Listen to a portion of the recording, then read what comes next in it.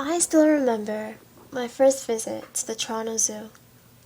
Overwhelmed with feelings, excitement, fear, etc., etc.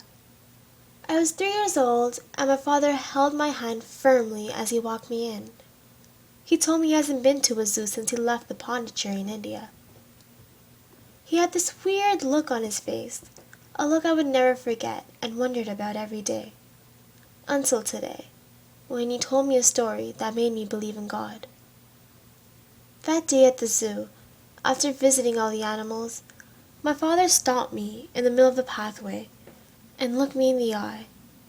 He asked me a question that my grandfather had once asked him. He asked, "Nikhil, what is the most dangerous animal in the zoo?"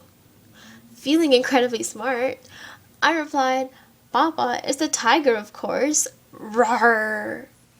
He smiled gently and said, "No, beta. A tiger once became my greatest companion. It is the human that is the most dangerous animal in the zoo." Surprised by his answer, I became silent. But as I grew older, I slowly started to understand what he meant. Growing up, I heard numerous stories about India, the culture, the myths and legends, the everyday lifestyle. Living in Toronto all my life, I haven't really been able to experience my heritage to the fullest, though there are little events here and there celebrating our multiculturalism. I have always aspired that one day I will fly back to India with my father. It seems as if his heart still belongs there. He always says, "Meri maa ka desh mein kabhi nahi bhul sakti," meaning I can never forget my motherland. My father has always been unique. This has given me a certain perspective on life, if you will. It has made me more open-minded and accepting.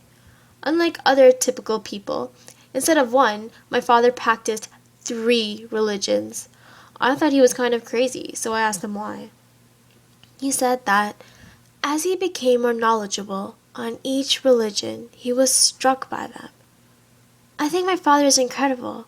His individuality and capability on taking on numerous beliefs because he just simply loves God. Incredible is what I used to describe my father 2 days ago. But today, I don't have any words to describe him. He told me that on his way to Canada, his ship sunk.